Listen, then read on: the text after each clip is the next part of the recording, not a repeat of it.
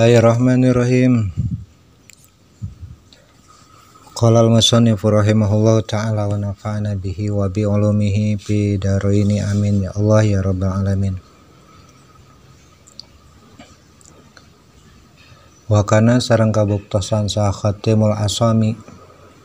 Imam Khatimul Asam yaqulu cumarios ya Imam Khatim al-Asam saranjeuna al-mar'atu salihatu ari istri nu saleh eta imaduddin tiang agama wa imaratul baiti sareng anu ngaramekeun atau nu ngamakmurkeun di imahna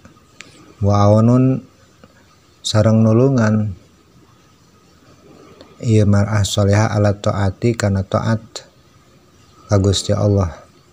Wal mar'atul mukhalafatu sareng hari istri anu nyulayaan atanapi henteu soleh eta tadzibu ngahancurkeun qalba sahibiha kanu jadi hate sarogena. Wahya sareng ari ieu istri teh eta dhahikatun anu sok seserian atau anu sok nyingserikeun nu jadi carogena nalika carogena aya tina kasulitan. Wa kana sareng tos kabuktosan sa Abdullah bin Amrin yaqulu cumarios si Abdullah alamatu qaunil mar'ati ari ciri na istri min ahli nari di golongan ahli neraka eta antadhaka sok seuri atau bermanis-manisan atau pura-pura manja li jaujiha ka carogena idza aqbala di mana ieu istri teh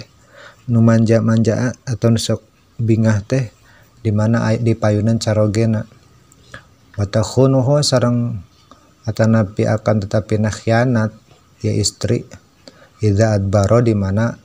aya satukangeun nu jadi carogena.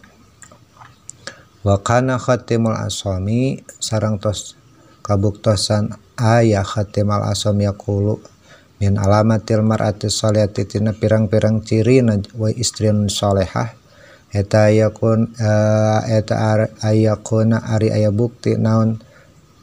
hubbuhu cintana istri anu saleh teh eta mukhafatallahi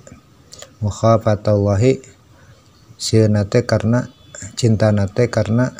sieun ku Gusti Allah takwa ka Gusti Allah. Wa ghinaha sareng kakayaan istri salehah eta al-qanaah ngagaduhan sikap nu sok ngalap cukup bikismatillahi kana perkara nu tos janten pembagian atau atanapi katangtosan Allah.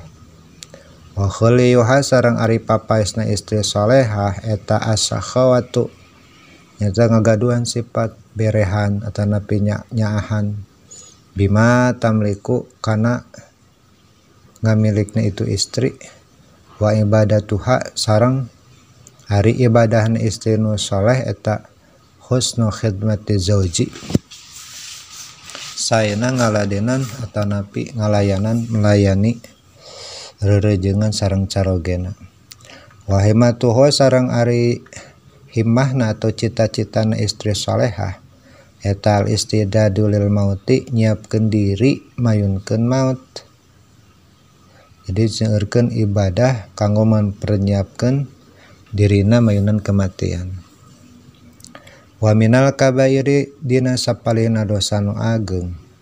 ai kabairul dzunubi tegasna mah pirang-pirang dosa nu ageng eta khurujul mar'ati kaluarna istri al mujaujati anu tos gaduhan caroge kaluarna istri nu tos gagaduhan caroge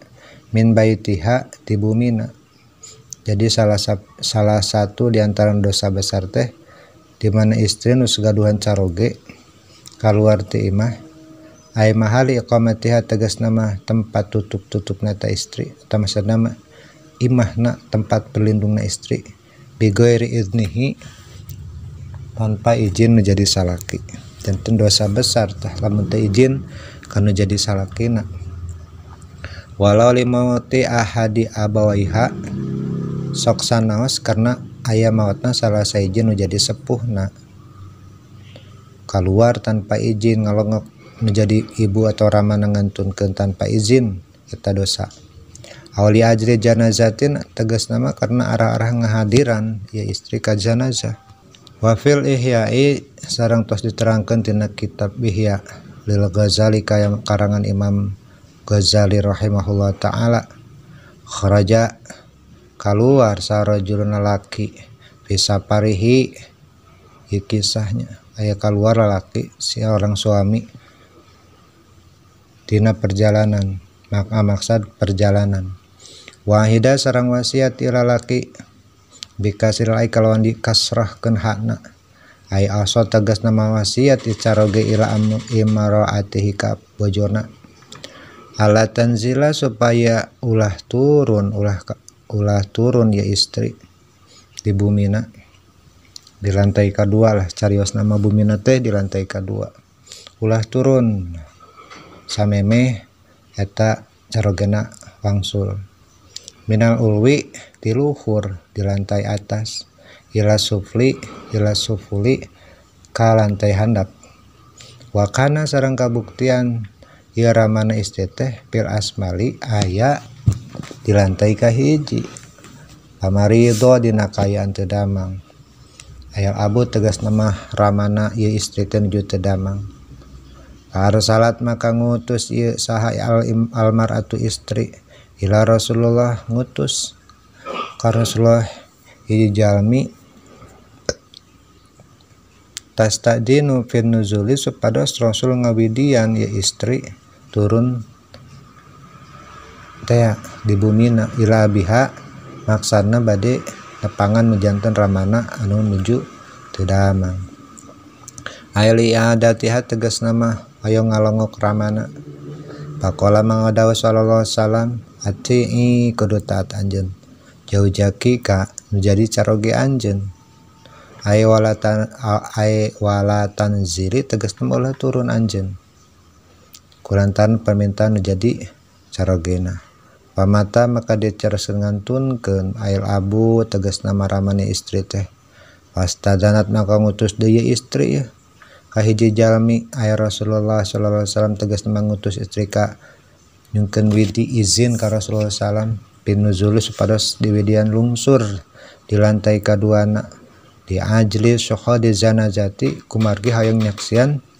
zanajah nu jantan ramana faqala maka sumada sallallahu alaihi wasallam ati kudu taat anjeun kedua kali Rasul tetep kedah taat anjeun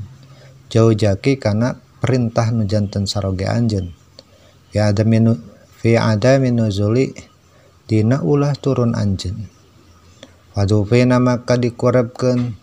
saha abuha bapana ieu janten istri teh fa arsala maka ngutus sa Rasulullah sallallahu alaihi wasallam ilaiha ka eta istri